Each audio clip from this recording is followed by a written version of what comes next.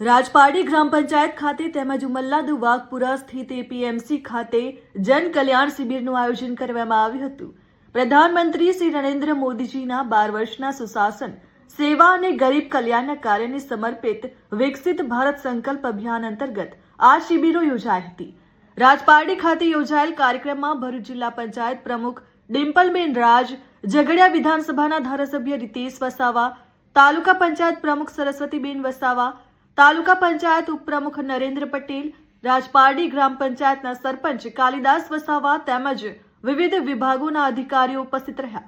જ્યારે ઉમલ્લા એપીએમસી ખાતે યોજાયેલી શિબિરમાં ઝઘડિયા મામલતદાર, પૂર્વ જિલ્લા પંચાયત પ્રમુખ મહેન્દ્રસિંહ વાસદિયા, જિલ્લા પંચાયત સભ્ય ધર્મિષ્ઠાબેન વાસદિયા સહિત વિવિધ વિભાગોના અધિકારીઓ હાજર રહ્યા। બંને શિબિરોમાં પ્રાંત અધિકારીએ સ્થળ મુલાકાત લઈ કામગીરીની સમીક્ષા કરી હતી। શિબિર દરમિયાન વિવિધ સરકારી વિભાગોની સેવાઓ એક જ સ્થળે ઉપલબ્ધ કરાવવામાં આવી હતી, જેથી ગ્રામજનોને સરળતાથી સરકારી યોજનાઓનો લાભ મળી શકે।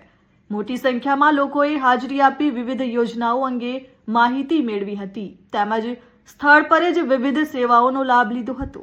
આ પ્રસંગે ભરૂચ જિલ્લા પંચાયત પ્રમુખ ડિમ્પલબેન રાજે અધિકારીઓ અને કર્મચારીઓને સૂચના આપતા જણાવ્યું કે કોઈ પણ નાગરિકનું કામ બિનજરૂરી રીતે અટકવું જોઈએ નહીં। અરજદારોની રજૂઆતો અને સમસ્યાઓને ધીરજપૂર્વક સાંભળીને તેનો સમયસર અને સંતોષકારક નિકાલ કરવામાં આવે। સાથે જ તેમણે ભારપૂર્વક જણાવ્યું કે સરકારી સેવાઓ પારદર્શક અને જવાબદારીપૂર્વક પૂરી પાડવામાં આવે, જેથી નાગરિકોને કોઈ પણ પ્રકારની ફરિયાદ કરવાની જરૂર ન પડે। જનકલ્યાણ શિબિર દ્વારા સરકારની સેવાઓ લોકોને ઘર આંગણે પહોંચાડવાનો સફળ પ્રયાસ કરવામાં આવ્યો હતો।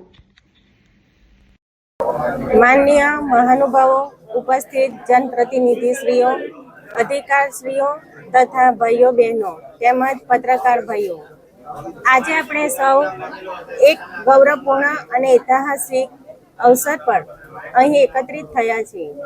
માનનીય વડાપ્રધાન શ્રી નરેન્દ્રભાઈ મોદી સાહેબના સફળ નેતૃત્વના 12 વર્ષ પૂર્ણ થવાના અવસરે આયોજિત વિકસિત ભારત સંકલ્પ સંમેલનમાં ઉપસ્થિત રહેવાનો જે અવસર મને મળ્યો છે તે મારા માટે ગૌરવની બાબત છે।